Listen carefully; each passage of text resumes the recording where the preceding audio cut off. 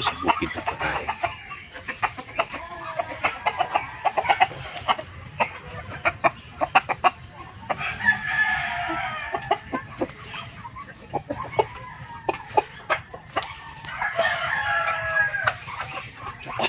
Ito lahat dito paikot, puro na to nakabakod lahat, kaya yung mga manok natin safety.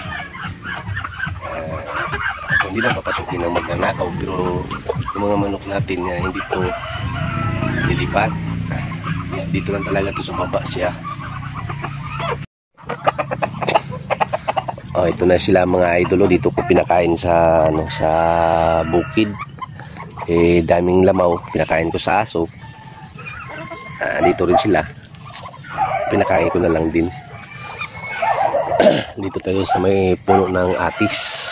Ayan, ito yung atis na kulay green, yun naman ang atis na kulay violet.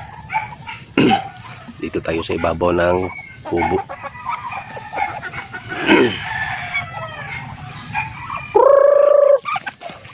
Yung ibang manok nandun sa kabila.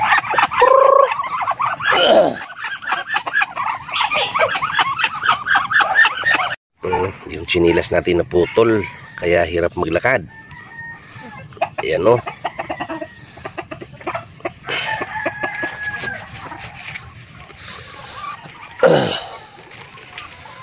Yung mga saging natin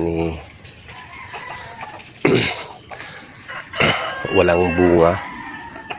Pag ito'y lalaki at magbunga, sabay-sabay ito sila. Marami to. Tingnan mo yung mga puno, ang lalaki. At saka ang lilinis.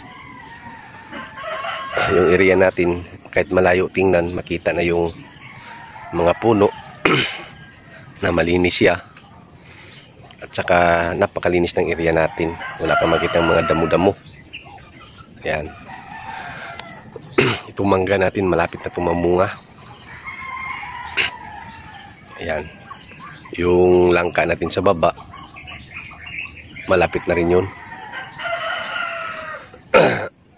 Yung dahon natin may kulay yelo-yelo na, kaya kailangan na natin siyang linisan na naman. Huwag na natin pabutin na tutuyo pa siya at lalaylay, pangit tingnan. Kailangan natin yung mga sagingan natin malinis. Makita nyo naman, kahit laylay wala kang makita na laylay o tuyong dahon ng ating mga saging. Napakalinis.